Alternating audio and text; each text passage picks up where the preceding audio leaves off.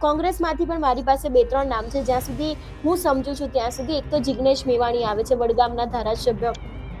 એમનો પણ તોડ ગોતવો ક્યાંક ભારતીય જનતા પાર્ટી માટે અઘરો છે ને એના સિવાય પણ કોંગ્રેસમાં બીજા ઘણા બધા એવા અન્ય નેતાઓ છે.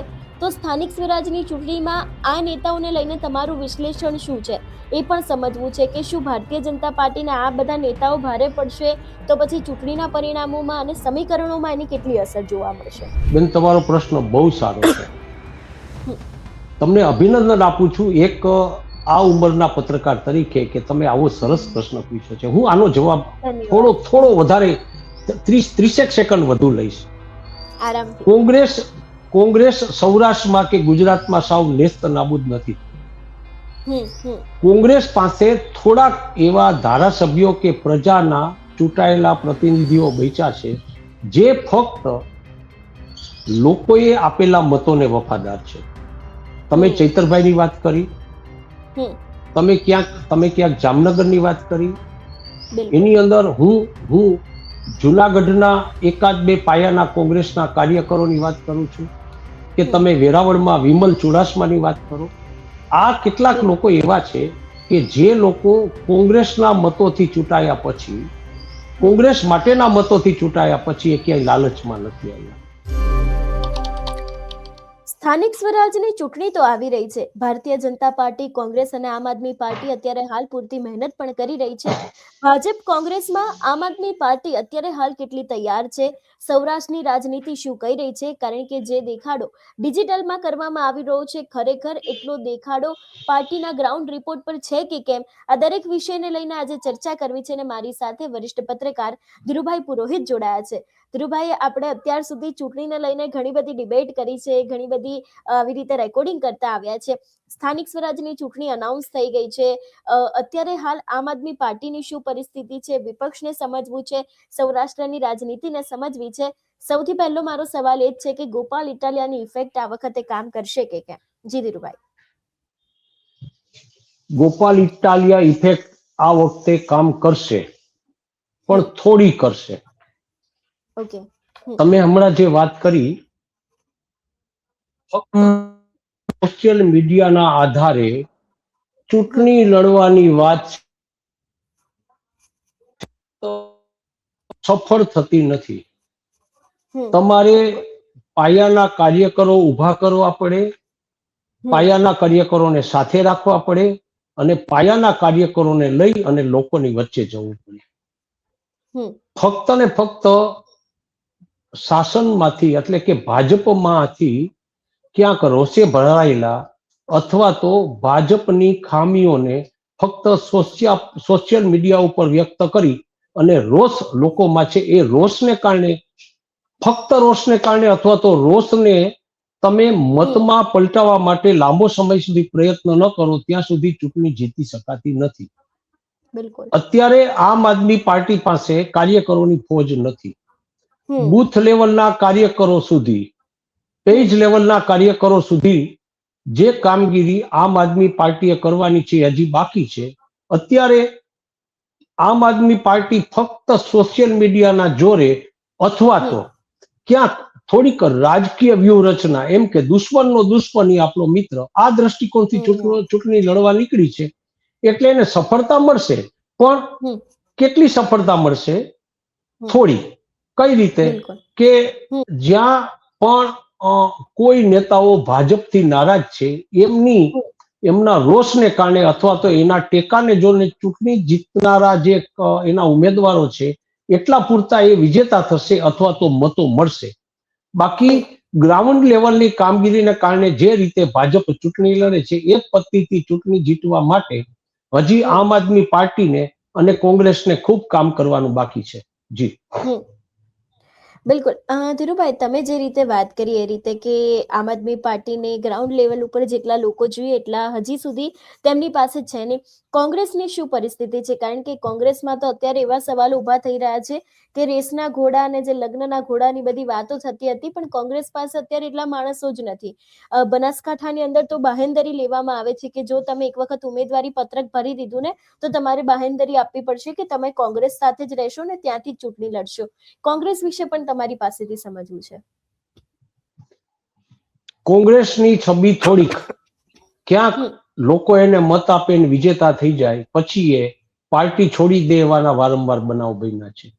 એટલે બિલકુલ. લોકો જે રીતે પણ કોંગ્રેસના ઉમેદવારને જીતાવતા પહેલા હમ. તેઓ પોતે જ કોંગ્રેસ પાર્ટીમાં જ જ્યાં સુધી એ ચૂંટણીમાં ચૂંટાયેલી પદની મુદત પૂરી ન થાય એટલે કે ચૂંટાણા પછીના 5 વર્ષ સુધી તમે કોંગ્રેસમાં જ રહેશો અને હમ. કોંગ્રેસ માટે જ કામ કરશો એવી બાહેંધરી લેવામાં આવે પછી જેને હમ. મત આપવામાં આવે એવી વાતો ફક્ત બનાસકાંઠા વિસ્તારમાં જ નહીં બીજી ઘણી જગ્યાએ પણ સાંભળવા મળી છે. એટલે એ હમ. વાતમાં તથ્ય છે. એ વાતમાં તથ્ય છે. જી બિલકુલ. ધીરુભાઈ, ફરી એક વખત હું આમ આદમી પાર્ટી તરફ આવીશ. જે રીતની કામગીરી અત્યારે હાલ આમ આદમી પાર્ટી કરી રહી છે, શું ખરેખર સ્થાનિક સ્વરાજમાં એની અસર જોવા મળશે? હું વાત ફક્ત ગોપાલ ઇટાલિયાની નથી કરી રહી. આદિવાસી વિસ્તારમાં ચૈતર વસાવા હોય, જામનગરમાં હેમંત ખવા હોય કે પછી અરવિંદ કેજરીવાલનું કેન્દ્ર બિંદુ ક્યાંક સીધું જ સૌરાષ્ટ્ર હોય એવું લાગી રહ્યું છે. આ વખતની સ્થાનિક સ્વરાજની ચૂંટણીમાં ખરેખર વિપક્ષ તરીકે આમ આદમી પાર્ટીનું પહેલાનું જે પ્રદર્શન હતું ને અત્યારનું જે પ્રદર્શન છે એમાં આસમાન જમીનનો ફરક છે. જે રીતે એક્ટિવનેસ વધી છે, જે રીતે કામગીરી વધી રહી છે, તો શું ખરેખર તમને એવું લાગે છે, એક પત્રકાર તરીકે તમે આટલા વર્ષોથી રાજનીતિને લઈને પત્રકારત્વ કરો છો, તો શું લાગી રહ્યું છે કે કોઈક પરિણામમાં ફેરફાર આવી શકે કે એવું કંઈ ખરી આ વખતની ચૂંટણીમાં? પરિણામમાં ફેરફાર આવશે પણ હમ. થોડો આવશે. હમ. આમ આદમી પાર્ટીએ વિસાવદરમાં જે સ્ટ્રેટેજી નક્કી કરીને હમ. પોતાના ઉમેદવારને એટલે કે ગોપાલભાઈ એ વિસ્તારના પ્રજાના કાર્યકર તરીકે સાચા અર્થમાં ઉપસી આવ્યા એ રીતે દરેક મત વિસ્તારમાં હમ. અથવા તો દરેક જિલ્લા કક્ષાએ હમ. ક્યાંક ગોપાલભાઈ જેવા મુખ્ય કાર્યકર અને હમ. એની નીચે કાર્યકરની ફોજ આ પ્રકારની કામગીરી કરવા માટે એમણે જે રીતે વિસાવદરમાં ગોપાલભાઈ ખેડૂતોના પ્રશ્નો, સ્થાનિક હમ. પ્રશ્નો અને ગામડે જઈને લોકો સાથે બેસીને ચા પીને જે રીતે હમ. ચૂંટણી પ્રચાર કર્યો હતો એ પ્રકારની સ્થિતિ આમ આદમી પાર્ટીમાં અત્યારે સૌરાષ્ટ્રમાં જોવા મળતી નથી. હમ. આપે જે રીતે વાત કરી કે જામનગર હમ. કે સૌરાષ્ટ્રના અન્ય વિસ્તારો, બિલકુલ. આમ આદમી પાર્ટીએ વિસાવદરની અંદર ક્યાંક કોક જગ્યાએ સફળતા મેળવી લીધા પછી એ હમ. સ્ટ્રેટેજીને લોકોની વચ્ચે જઈને જે હમ. રીતે પણ પોતાના કાર્યકરો ઊભા કરવાની, કાર્યકરોને સક્રિય કરવાની અને હમ. કાર્યકરોને સાથીને કામ કરીને લોકોના પ્રશ્નો માટે આંદોલન કરવાની કામગીરી જો ઝડપી બનાવી હોત ને તો હમ. ક્યાંક અત્યારે સ્થાનિક સ્વરાજ્યની ચૂંટણીમાં ફરક પડત. પણ બિલકુલ. હું એમ માનું છું કે વિસાવદર પછી આમ આદમી હમ. પાર્ટીએ લોકોને સાથે રાખીને જે પ્રકારે કામ કરવું જોઈએ ને એ કામ નથી થયું. હમ. એને કારણે પરિસ્થિતિ ક્યાં આવી છે કે ક્યાંક દાખલા તરીકે જામનગરમાં પરિસ્થિતિ આમ આદમી પાર્ટી માટે પ્રમાણમાં જે રીતે ભાજપને માત આપીને હમ. સત્તાધારી પક્ષ બનવા તરફની જે એની જે દોડ છે એ હમ. પ્રમાણમાં હજી ધીમી છે અને એને પરિણામ મળશે પણ ક્યાં મળશે? જ્યાં એની પાસે સમર્પિત નેતાઓ છે અથવા તો હમ. ભાજપના અસંતુષ્ટ નેતાઓ જે વિસ્તારમાં એમને હમ. મદદરૂપ થાય છે ને ત્યાં એને સફળતા મળશે. હું તમને દાખલો આપું. બિલકુલ. વિસાવદરમાં ગોપાલ ઇટાલિયાને સફળતા મળવાની શક્યતા દેખાય છે. હમ. માણાવદર પંથકમાં કે જુનાગઢ પંથકના એકાદ બે તાલુકા પંચાયત કે જિલ્લા પંચાયતની બેઠકમાં આમ આદમી પાર્ટીને સફળતા મળે એવી શક્યતાઓ એટલા માટે છે કે હમ. માણાવદર પંથકમાં જવાહરભાઈ ચાવડા હમ. પાછલે બારણેથી અત્યારે એ સ્પષ્ટ રીતે ખુલ્લામાં આવ્યા છે કે કેમ હજી પ્રશ્ન છે પણ બિલકુલ. જવાહરભાઈ ચાવડા માણાવદર હમ. પંથકમાં આમ આદમી પાર્ટીના ઉમેદવારોને મદદ કરી રહ્યા હોય એવો રાજકીય સિનારીઓ અત્યારે દેખાઈ રહ્યો છે. જી બિલકુલ સર. હા.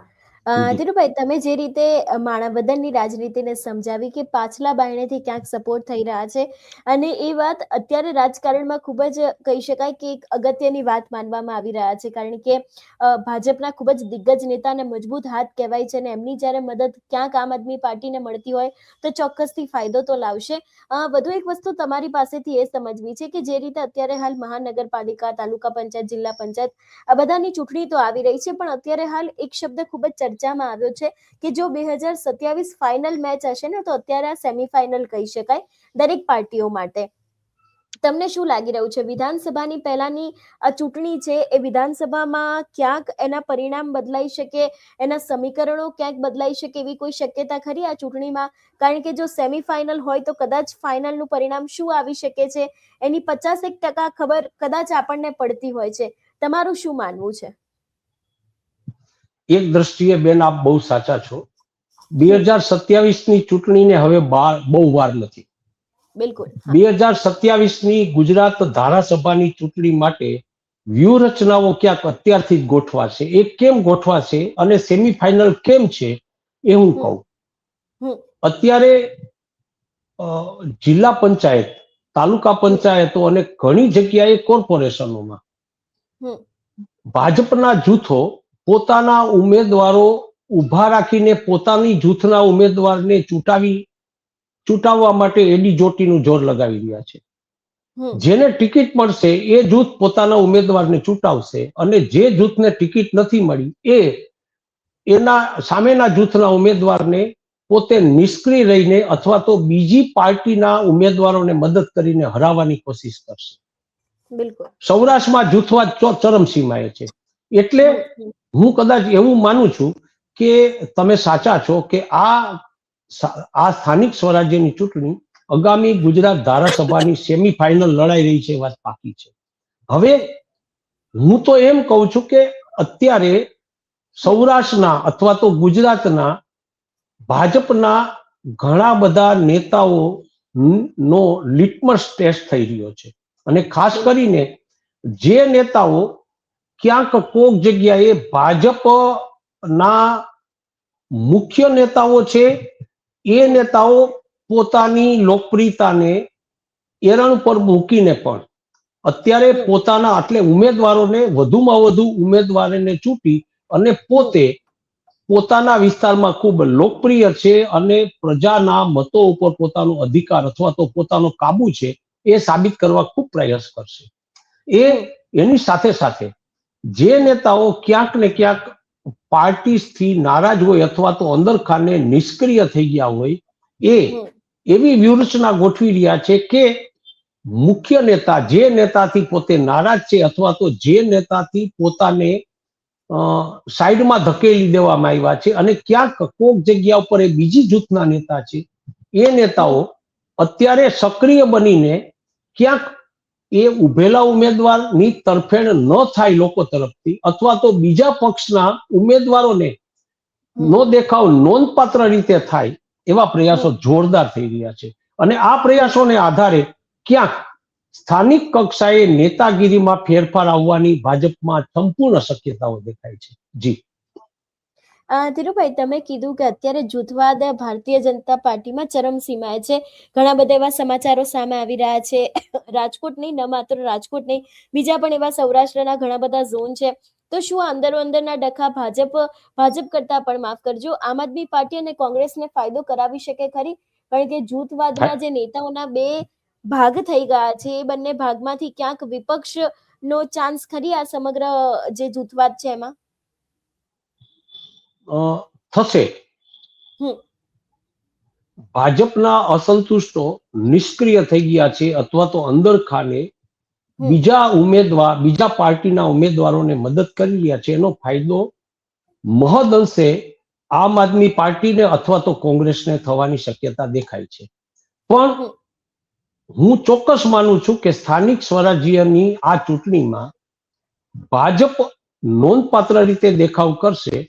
થોડો ઓછો દેખાવ એટલે મને એવું લાગે છે કે 75% મતો ભાજપને મળે અને 25% મતો આમ આદમી પાર્ટી અને કોંગ્રેસને મળશે. એ શું કામ એને થશે એની પાછળનું કારણ, બેન, સૌરાષ્ટ્રના મતદારોને હું વર્ષોથી ઓળખું છું. આ મતદારો માટે સંખ્યાબંધ વાર ચૂંટણીમાં મતદાન સમયે એમોને પૂછીને એના ઓપિનિયન પોલ કરીને અથવા તો એ વિસ્તારની અંદર ક્યાંક ને ક્યાંક ગામડા સુધી ઘૂમીને અમે રિપોર્ટિંગ કર્યું હોય છે. આવા સમયે મતદારોની બોડી લેંગ્વેજ અમે ઓળખી ગયા હોઈએ છીએ અથવા તો મતદારોનો સ્વભાવ. હમ સૌરાષ્ટ્રના મતદારો નો માનસ એવું છે કે એકવાર કોઈ પણ વિસ્તારની અંદર એ પાર્ટી નું હમ જોર તૂટે છે ત્યારે ધસમસતું એટલું બધું તૂટે છે, પણ જ્યારે એ પાર્ટી સત્તા ઉપર આવવાની થાય છે ને ત્યારે એ સંકેતો મતદારોમાંથી જોવા મળે છે. હમ આપણે ચર્ચા કરી ત્યારે વિસાવદરમાં મેં લગભગ નક્કી હતું કે લગભગ 7 થી 10,000 મતથી હમ આમ આદમી પાર્ટીના ઉમેદવાર ગોપાલભાઈ જીતશે. તો એ લગભગ મતદારોના બોડી લેંગ્વેજ અને ગ્રામ્ય વિસ્તારોમાં જે પીઢ કાર્યકરો છે એની સાથેના સંપર્કોને કારણે અમે અનુમાન લગાવી શક્યા હતા. આ વખતેના અનુમાનમાં અમે એવું કહીએ છીએ કે આ વખતે અસંતુષ્ટ લોકો જે ભાજપની સાથે નથી પણ બેક હેન્ડ ડ્રાઈવ કરીને બીજા ઉમેદવારોને મદદ કરી રહ્યા છે, એની સક્રિયતા એટલી નથી જે સક્રિયતા ધારાસભામાં હોય છે. ક્યાંક ને ક્યાંક સક્રિય હશે, કેટલીક બેઠકો માટે ભાજપ માટે ચોંકાવનારા પરિણામો આવવાની શક્યતા છે, પણ એ 25 થી 30% નહીં વધે. આપ જોજો 100 બેઠકો, માનો કે જિલ્લા પંચાયતની સૌરાષ્ટ્રની કુલ 100 બેઠકો હોય તો એમાંથી 30% બેઠકો, વધીને 35%, 65:35 નો રેશિયો થાય એવી શક્યતા મને દેખાય છે. જી ધીરુભાઈ, જે રીતે અત્યારે તમે કીધું રેશિયોની વાત કરીએ આપણે, ઘણા બધા એવા વિપક્ષના નેતાઓ છે કે જેનો તોડ ગોતવો મુશ્કેલ છે. ભારતીય જનતા પાર્ટી કદાચ એ વિસ્તારમાં ગમે એટલી મહેનત કરી લે પણ ક્યાંક પરિણામો જેટલા અંશે બદલાઈ શકે એટલા અંશે બદલાવાના નથી. એમાં સૌથી પહેલું નામ આવે છે ચૈતર વસાવા.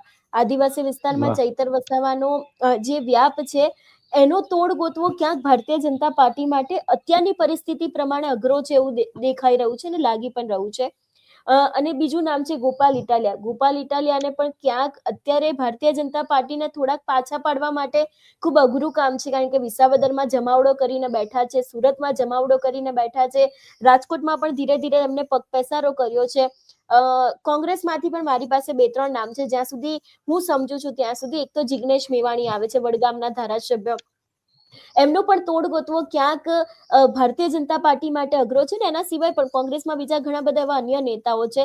તો સ્થાનિક સ્વરાજની ચૂંટણીમાં આ નેતાઓને લઈને તમારું વિશ્લેષણ શું છે એ પણ સમજવું છે કે શું ભારતીય જનતા પાર્ટીના આ બધા નેતાઓ ભારે પડશે તો પછી ચૂંટણીના પરિણામોમાં અને સમીકરણોમાં એની કેટલી અસર જોવા મળશે?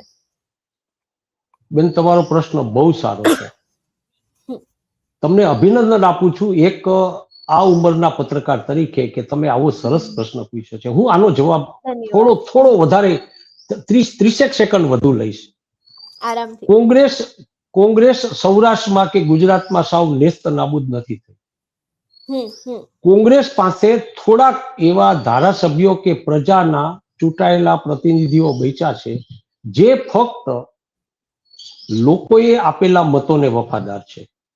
તમે ચૈતરભાઈની વાત કરી, તમે ક્યાંક જામનગરની વાત કરી.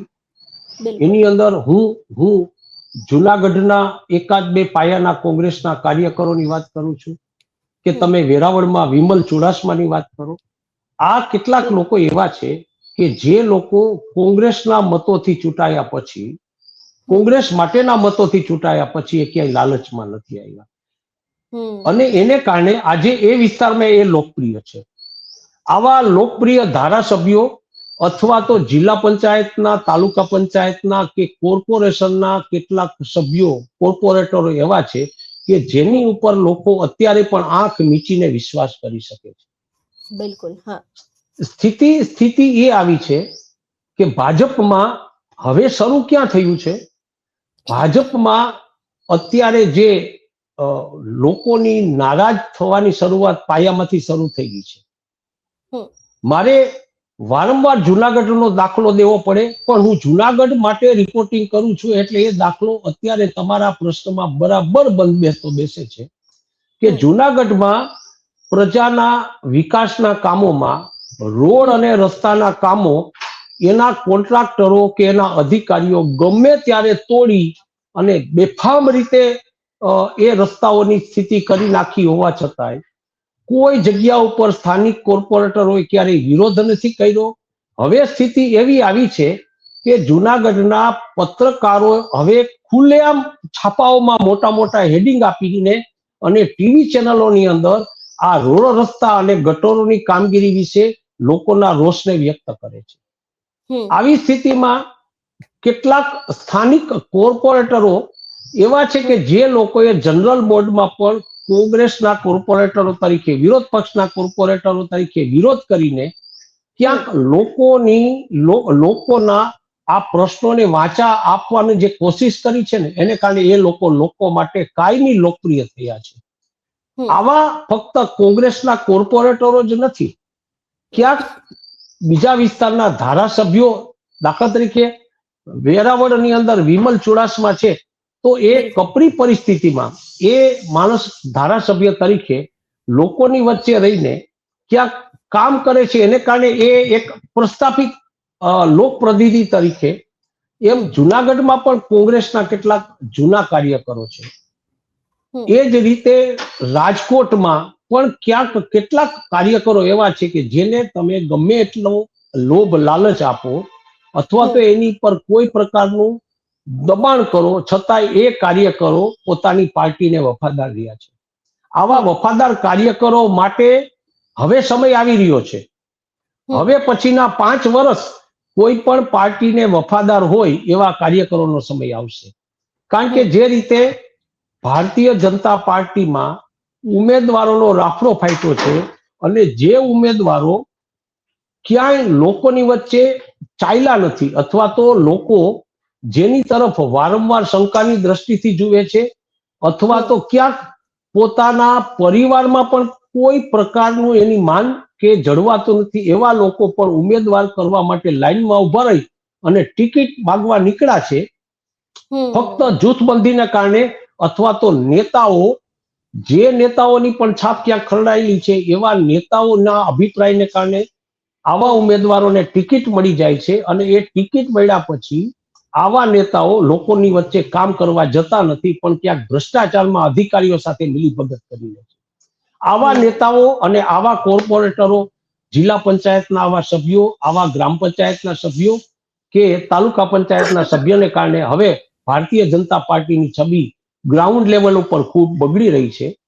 જો આ વખતે ટિકિટમાં આવા જે ભ્રષ્ટ અથવા તો પૈસા બનાવવા માટે જે કાર્યકરો ચૂંટણી લડવા આવી રહ્યા છે અને એમને જો ટિકિટ મળશે તો ધારાસભામાં ભાજપ માટે ફરીથી ચૂંટાવવું મુશ્કેલ બનશે એવું હું માનું છું. જી ધીરુભાઈ, જે રીતે તમે અત્યારની રાજનીતિને સમજાવી છે, એક છેલ્લો સવાલ પૂછવા માંગીશ. અત્યારના સ્થાનિક સ્વરાજની ચૂંટણીનું જ્ઞાતિ સમીકરણ શું છે? કારણ કે પાટીદાર મતો જેટલા મહત્વના ગણાય છે એટલા જ મતો હવે કોળી સમાજના પણ ગણાય છે. જે બીજા જનરલ મતો હોય છે એ પણ અત્યારે હાલ મુખ્ય એટલા જ ક્યાંક ગણાય છે. આ વખતની ચૂંટણીમાં જ્ઞાતિ સમીકરણ શું કહી રહ્યું છે એ પણ તમારી પાસેથી સમજવું છે. સૌરાષ્ટ્રનું ખાસ સમજવું છે, કારણ કે સૌરાષ્ટ્રમાં લેઉવા પાટીદાર મતો ખૂબ જ અગત્યના ગણાય છે અને આ વખતે જે આખો ભાવનગરમાં બગદાણાનો વિવાદ આવ્યો હતો, કોળી સમાજ ભેગો થયો હતો, તો એ લોકોના મતો પણ જે ચૂંટણી હોય છે એની અંદર ઘણા, કારણ કે લગભગ હું માનું છું ત્યાં સુધી મારી માહિતી પ્રમાણે લગભગ 47% જેટલા મતો છે એ કોળી સમાજના પણ એટલા જ રહેલા છે. આ વખતનું જ્ઞાતિક સમીકરણ ચૂંટણી માટે થઈને શું કહી રહ્યું છે? વેલ,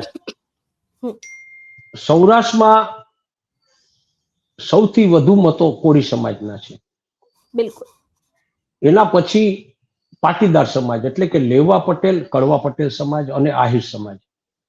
આ 3 જ્ઞાતિઓ એવી છે કે જે જ્ઞાતિઓના મતોને કારણે કોઈ પણ પાર્ટી છે ને એ રાજકીય દ્રષ્ટિકોણથી સદ્ધર બની શકે છે. અત્યારે આ મતો ભાજપ તરફ વધુ ઢળેલા હોય એવું દેખાય છે. પણ જે રીતે તમે કીધું એ પ્રમાણે ભાવનગરનો બનાવ, ક્યાંક કોક જગ્યાએ ગોંડલના બનાવો, ક્યાંક કોક જગ્યાએ જામનગર, અને એવા જે જ્ઞાતિના અંદરો અંદરના નેતાઓ વચ્ચેની ખેંચતાણ, 2 જ્ઞાતિઓ વચ્ચે ક્યાંક 2 નેતાઓનું ટકરાયેલું અહમ, અને અહમને કારણે ક્યાંક ને ક્યાંક રાજકીય દ્રષ્ટિકોણથી કોઈ નેતાના પુત્રએ અથવા તો કોઈ નેતાના સગા સંબંધીએ ખોટું કામ કર્યું હોવા છતાં એની ઉપર પોલીસ પગલા લેવામાં થતી દેરી, આ બધાને કારણે ક્યાંક હમ ભાજપ માટે આ વખતે આ ત્રણ મુખ્ય જ્ઞાતિઓને સાથે રાખીને ચાલવું મુશ્કેલ બની રહ્યું છે. હમ કોળી સમાજ, આપ જાણો છો બગદાણા વાળો સવાલ, હા બિલકુલ. કોળી સમાજ અને આહિર સમાજ વચ્ચે ક્યાંક નાની મોટી વાતમાં હમ બે બે નેતાઓના અથવા તો ક્યાંક ને ક્યાંક એ પ્રશ્ન થયેલા. એ જ હમ રીતે પાટીદાર સમાજ, લેવા પટેલ સમાજમાં પણ ક્યાંક વિસાવદર વખતે જયેશભાઈ રાદડિયા માટે હમ નાના મોટી પ્રશ્નો પત્રકારો દ્વારા પૂછવામાં આવતા હતા. આ બિલકુલ. જ રીતે આહિર સમાજમાં હમ જવાહરભાઈની વાત આવે છે. હમ આ ત્રણ ત્રણ સમાજો અને ઉપરાંત ઓબીસી અને દલિત સમાજ, ઓબીસી સમાજના નાના નાના સમાજો જે આવે તો એક સાથે ઓબીસી સમાજના પણ નોંધપાત્ર મતો થઈ જાય છે. બિલકુલ બિલકુલ આ બિલકુલ. આ આ ત્રણ જે મુખ્ય જ્ઞાતિઓ છે એ ત્રણ મુખ્ય જ્ઞાતિઓ ઉપર કઈ ત્રણ મુખ્ય હમ જ્ઞાતિઓ ફરીથી કહું, કોળી સમાજ, હમ પછી પટેલ સમાજ અને હમ આહિર સમાજ, આહિર આ સમાજ ત્રણ બિલકુલ. જ્ઞાતિઓ આ ત્રણ જ્ઞાતિઓ ઉપર અત્યારે ભાજપ, કોંગ્રેસ અને આમ આદમી પાર્ટી હમ નું ચૂંટણીનું રાજકીય ગણિત મંડાઈ રહ્યું છે. પણ સાથે સાથે મારી એક વાત આપના ટીવી ચેનલ થ્રુ દર્શકોને મારે કેવી છે કે બિલકુલ. દરેક જ્ઞાતિમાં ક્યાંક ને ક્યાંક થોડાક અમથા તો બહુ ઓછા પ્રભાવી નેતાઓ હોય છે. હમ આવા પ્રભાવી નેતાઓ અને એ નેતાઓ સાથે એના પછીનો બીજો પ્રભાવી નેતા, આ બે નેતાઓ વચ્ચે ચાલતા ઠંડા યુદ્ધમાં ક્યાંક હમ કોઈ પણ પાર્ટી જો એક નેતાને ટેકો આપીને ક્યાંક એ તરફ ઢળે છે તો એ જ્ઞાતિના મતો કપાવાની શક્યતા ખૂબ દેખાય છે. બિલકુલ. ક્યાંક કોક જ્ઞાતિના લોકપ્રિય નેતાની એ પાર્ટીમાં ઉપેક્ષા કરવામાં આવે તો હમ સ્વાભાવિક રીતે એ નેતા પણ હમ શાસનને, ભાજપને મતો ઓછામાં ઓછા મળે અને સામે પક્ષે ભાજપને હરાવી શકે એવા આમ આદમી પાર્ટી અથવા તો કોંગ્રેસના ઉમેદવારને મદદ કરીને એને જીતાવાની કોશિશો અત્યારે પૂરજોશમાં થઈ રહી છે. એટલે હમ આ વખતે જ્ઞાતિ જાતિનું રાજકારણને બેલેન્સ કરવું ભાજપ માટે કસોટી સમાન તો થયું છે. અને જે લોકોને મહત્વ નથી મળ્યું એ આકરે પાણીએ છે અને હમ પોતાની સ્વતંત્ર તાકાત બતાવી દેવા માટે ભૂગર્ભ દ્રષ્ટિકોણથી અંદર ખાને ખૂબ સક્રિય બની ગયા છે. હમ જી જી. બિલકુલ ધીરુભાઈ, આપ અમારી સાથે જોડાયા અને આ માહિતી આપી એ બદલ આપનો ખૂબ ખૂબ આભાર. Thank you. આવજો. ધન્યવાદ ધન્યવાદ. જે રીતે આજે આપણે વરિષ્ઠ પત્રકાર ધીરુભાઈની સાથે વાત કરી છે, સૌરાષ્ટ્રની રાજનીતિને સમજવાનો પ્રયત્ન કર્યો છે કે ખરેખર સૌરાષ્ટ્રમાં શું ચાલી રહ્યું છે અને એના કરતાં પણ સવિશેષ જ્ઞાતિનું સમીકરણ ત્યાંનું શું કહી રહ્યું છે, એ દરેક વિષયને લઈને પણ આજે આપણે વિગતે વાત કરી છે. જોવાનું રહેશે કે ખરેખર હવે આ સમગ્ર મામલે નવાજૂની થશે. આ વખતની સ્થાનિક સ્વરાજની ચૂંટણીમાં પણ શું નવાજૂની થશે, પરિણામો કેટલા રસપ્રદ આવે છે, જ્ઞાતિ સમીકરણને પણ સમજવાનો પ્રયત્ન કર્યો છે. આ સમગ્ર મામલે તમારો શું અભિપ્રાય છે અમને કમેન્ટ કરીને ચોક્કસથી જણાવજો. તેની સાથે અમારી ચેનલ નિર્ભય ન્યૂઝને લાઇક, શેર અને સબસ્ક્રાઇબ કરવાનું ભૂલશો નહીં. નમસ્કાર.